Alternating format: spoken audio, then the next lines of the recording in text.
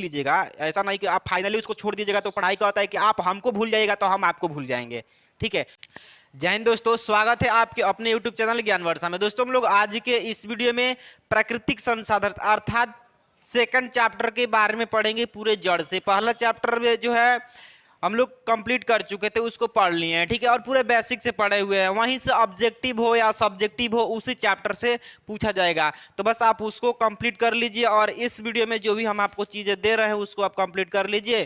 ठीक है। तो चलिए अब वीडियो को स्टार्ट करते हैं।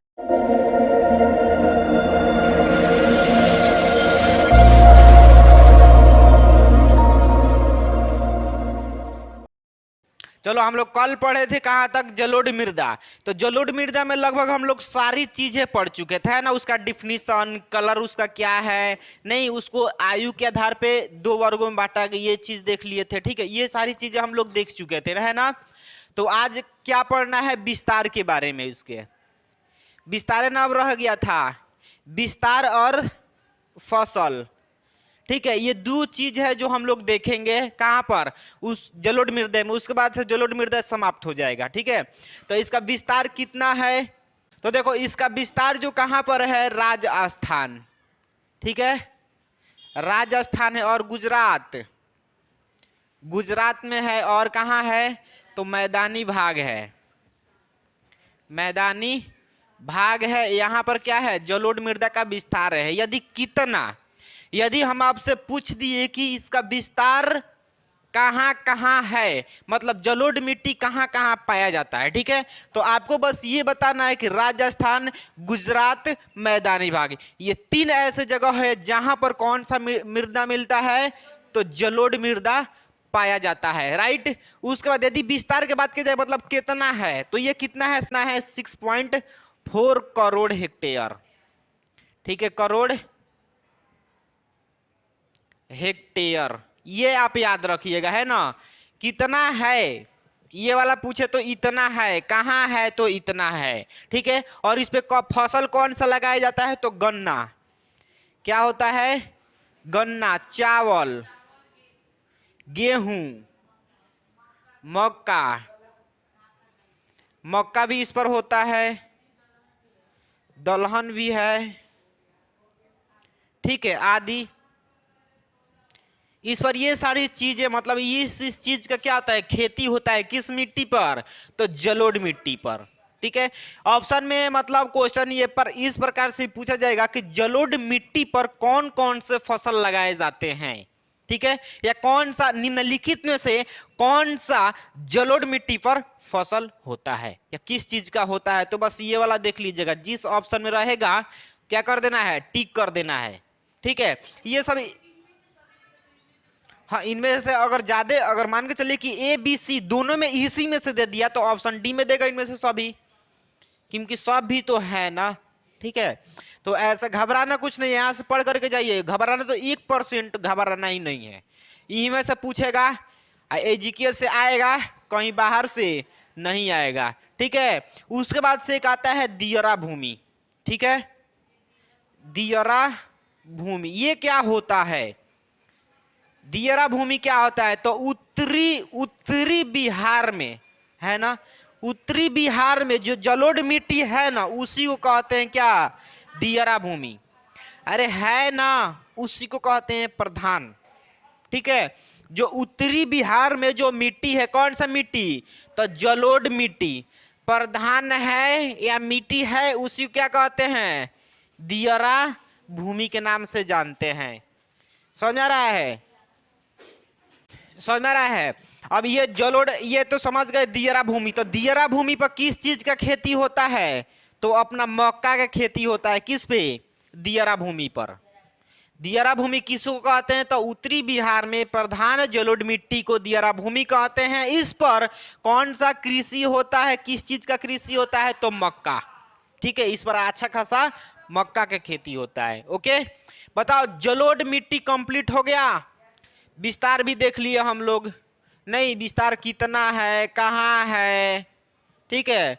अब इसमें फसल भी देख लिए, आयु के आधार में वर्गीकृत भी किया गया था, वो भी देख लिए, कलर देख लिए, जलोढ़ मिट्टी बना कैसे था ये भी देख लिए, है ना, तत्व उसमें कौन है, ये सारी चीजें हम लोग देख चुके हैं। और यहीं से क्या आएगा, ऑब्जेक्टिव पूछेगा, ऑब्जेक्टिव यहीं से प्रश्न आएगा और सब्जेक्टिव ही यहीं से आएगा। ठीक है, आगे बढ़े और इसको मिटा दें। क्या है, जादू मारे। चलो अगला मिट्टी कौन सा है, तो काली मिट्टी। अगला क्या है, 2 नंबर, काली मिट्टी या मृदा। ठीक है, चलो हम लोग मिट्टी को 6 वर्गों में बांटा गया था, जिसमें से एक हम लोग जलोढ़ मिट्टी खत्म कर चुके, मतलब पढ़ चुके हैं। ठीक है, खत्म नहीं किए बल्कि पढ़ करके उसको खत्म कर दिए हैं। ठीक है, खा करके खत्म नहीं किए हैं, पढ़ करके। दूसरा क्या है, काली मिट्टी। तो काली मिट्टी काला क्यों होता है, या डिफिनीशन इससे कैसे बताना है, किसी को याद है? तो एल्यूमिनियम, एल्यूमिनियम को एल से क्या करते हैं, डिनोट करते हैं, सूचित करते हैं। इसका क्या होता है, रासायनिक सूत्र होता है एल। उसके बाद क्या होता है, लौह यौगिक। लौह यौगिक के कारण क्या होता है, यह मृदा काला होता है। ठीक है, लौह यौगिक और एल्यूमिनियम के कारण यह मिट्टी काला होता है, जिसे हम काली मिट्टी कहते हैं। ठीक है, यदि इसके विशेषता के बात किया जाए, किसका, विशेषता के, तो इसमें विशेषता क्या होता है, नमी धारण करने की क्षमता होता है, नमी धारण करने की क्षमता होता है। ठीक है, यह मिट्टी बहुत तेजी से क्या करता है, नमी को धारण करता है, एब्जॉर्ब करता है, अवशोषित करता है। और ये समझ जा, जिसमें जहां पर भी भूमि में नमी हो वहां पर कभी उसको फसल न होने से कोई रोक सकता है क्या? तो देखो इसमें क्या होता है, नमी धारण करने की अधिक क्षमता होता है, किस मिट्टी में, काली मिट्टी में। यदि क्वेश्चन करे आपसे कि नमी धारण करने की अधिक क्षमता किस मिट्टी में पाया जाता है, तो काली मिट्टी। ठीक है, उसके बाद इसका दूसरा नाम क्या है, रेगुर मिट्टी। क्या है, रेगुर मृदा। ठीक है, रेगुर मृदा। ठीक है, या इसको बोलते हैं कपासी मृदा। क्या बोलते हैं, कपासी मृदा के नाम से भी जानते हैं। अब चलो ये तो देख लिया, उसके बाद से ना इसका दूसरा नाम क्या होता है। ठीक है, ये बहुत बार ऑब्जेक्टिव में पूछा गया है। ठीक है ना, ये ऑब्जेक्टिव में पूछा गया है। ठीक है, और इसका दूसरा नाम, एक और नाम होता है, काली कपासी मृदा। ठीक है, ये नाम है, ये क्या है, ये मिट्टी है, इसी का दूसरा नाम, तीसरा नाम। ऑप्शन में ये भी हो सकता है कि काली मिट्टी का दूसरा नाम या और किस नाम से जाना जाता है, तो रेगुर मिट्टी के नाम से जाना जाता है। ये ऑब्जेक्टिव में पूछा गया है, कई बार पूछा गया भी है। ठीक है, उसके बाद से ये है काली कपासी मिट्टी, किस मिट्टी को कहते हैं, तो काली मिट्टी को। अब ये सोच रहा होगा नाम क्यों काली कपासी मृदा पड़ा है। आप जानते हैं काली मतलब काला, कपास मतलब एक कृषि का नाम है, और मिट्टी मतलब जानते हैं क्या होता है। तो इस मिट्टी पर क्या होता है, कपास के सबसे ज्यादा खेती होता है, इसलिए इस मिट्टी को, किस मिट्टी को, काली मिट्टी को काली कपासी मिट्टी भी कहा जाता है। बताओ किसको दिक्कत? अब तो क्वेश्चन नहीं ना पूछेगा कि काली मिट्टी को काली कपासी मिट्टी क्यों कहते हैं, क्वेश्चन तो नहीं आएगा। चलो नहीं आएगा तो बहुत अच्छी बात है। ये तो समझ गया कि इसका डिफिनीशन समझ गया, इसका दूसरा नाम भी समझ गया, मतलब ये अन्य नाम है इसका, किसके, इसके अतिरिक्त ये 2 नाम है। इसको याद रखना, या तो ये ऑब्जेक्टिव में रहेगा या ये ऑब्जेक्टिव में रहेगा। एक और ऑब्जेक्टिव में पूछेगा काली मिट्टी पर सबसे ज्यादा खेती किस चीज का होता है। ठीक है, किस चीज का होता है, तो कपास का खेती होता है। ठीक है, ये कृषि बहुत ज्यादा इस पर होता है, इसको होने के कारण इसको ये वाला नाम से जाना जाता है, इस मिट्टी को। राइट, यहां तक बताओ किसी को दिक्कत तो नहीं है तो जल्दी से बता दो। नहीं है, इसको मिटा दे। काली कपासी मिट्टी क्यों कहते हैं, काली मिट्टी को काली कपासी मिट्टी क्यों कहते हैं, इनको समझ में नहीं आया। ठीक है, चलिए फिर से समझते हैं। काली मतलब जानती हैं कि यह मिट्टी काला है, काला क्यों है, तो एल्यूमिनियम और लौह ऑक्साइड के उपस्थिति के कारण, प्रधानता के कारण यह मिट्टी काला है। ठीक है, काला हो गया। चलो ये तो समझ गया। कपासी का मतलब कि अब देखो यहां पर ये चीज समझने वाला बात है, याद करने वाला ये बात है, छोटा सा बात है कि इस पर कपास की खेती सबसे ज्यादा होता है। किस मिट्टी पर? तो काली मिट्टी पर। कपास की खेती सबसे ज्यादा यदि होता है तो काली मिट्टी पर कपास की खेती होता है, इसीलिए इसको काली कपासी मिट्टी कहा जाता है। अब बताओ डाउट और किसी को डाउट है? नहीं डाउट है? ये तो समझ में आ गया, इसको मिटा दे और आगे बढ़ते हैं। ओके चलो, यदि इसका निर्माण की बात किया जाए, किसका? तो काली मिट्टी का निर्माण। आखिर इसका निर्माण हुआ कैसे है? तो मूल शैल, मूल शैल, ये मूल शैल हम आप लोग को बता चुके हैं, है ना? मूल शैल, उसके बाद क्या है? ज्वालामुखी है, ज्वालामुखी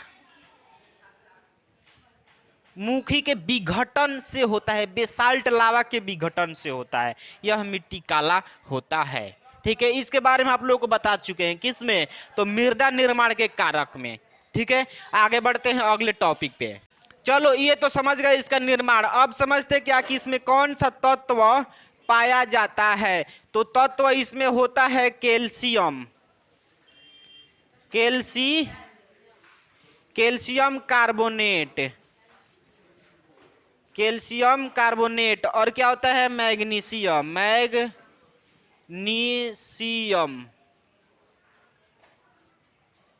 मैग्नीशियम होता है, पोटास होता है और चूना। ये तत्व जो है इस मिट्टी में, किस मिट्टी में? तो काली मिट्टी में पाया जाता है। और कमी किस चीज का होता है? मतलब कमी किस तत्व की कमी होता है? तो फास्फोरस, फास्फोरस की कमी होता है। ऑब्जेक्टिव में ये पूछेगा कि फास्फोरस तत्व जो है किस मिट्टी में कमी होता है, मतलब ये जो तत्व है किस मिट्टी में नहीं पाया जाता है? तो किस में? काली मिट्टी में। आप पूछ दे कि कौन सा तत्व काली मिट्टी में पाया जाता, तो देख लो इतना है तत्व जो किस में पाया जाता है? काली मिट्टी में। तो या तो ऑप्शन में सब रहेगा, ऑप्शन में सब रहेगा तो देगा ऑप्शन डी में इनमें से सभी, और नहीं रहेगा तो ये कहीं को रहेगा, सब नहीं रहेगा तो एक रहेगा, इसमें से मिलेगा। जिसको आपको याद रहेगा तब वहीं क्या करना है, तो याद करके जाइए, यहां से कोई दिक्कत नहीं होगा। कला वायुस को पूछते हैं और बढ़िया से धोते हैं, जिसको याद नहीं रहेगा। समझ रहा है ना? बताइए, कोई दिक्कत है इतना में? काली मिट्टी समझ गए? ठीक है, आगे क्लास को अगले दिन करेंगे। और कल वाले वीडियो जो है कुछ उसमें टॉपिक बताए हैं जलोढ़ मृदा के बारे में। ठीक है, और इस वीडियो में आपको बता दिए कुछ जलोढ़ मृदा के बारे में। तो दोनों को आप क्या कीजिएगा, एक में करके याद कर लीजिएगा। ठीक है, देखिए रटिए मत। ठीक है, उसको ये ना कि घर पर जाए और पटा पटा के उसको याद करे, डेली का वही काम कर ले, बल्कि एक बार क्या कीजिए, एक दिन उसको क्या कर दीजिए, देख लीजिए एक बार, पूरा क्या कर दीजिए, टाइम दे करके एक बार देख लीजिए, फिर उसको सोच लीजिए और लिख दीजिए। उसके बाद एक दिन मात्र कीजिए। ठीक है, आज सेकंड दिन क्या कीजिए, लिखिए, केवल देखिए मत। एक तो दिमाग में है ना, अगर नहीं याद है मतलब दिमाग में नहीं है तो फिर एक बार देख लीजिए, देखने में क्या जाता है। ठीक है, उसको देख लीजिए, फिर क्या करिए, लिख दीजिए। ऐसा कंटिन्यू आप 1 सप्ताह तक कर दीजिए, खत्म। दोबारा उसको देख लीजिएगा, ऐसा नहीं कि आप फाइनली उसको छोड़ दीजिएगा। तो पढ़ाई कहता है कि आप हमको भूल जाइएगा तो हम आपको भूल जाएंगे।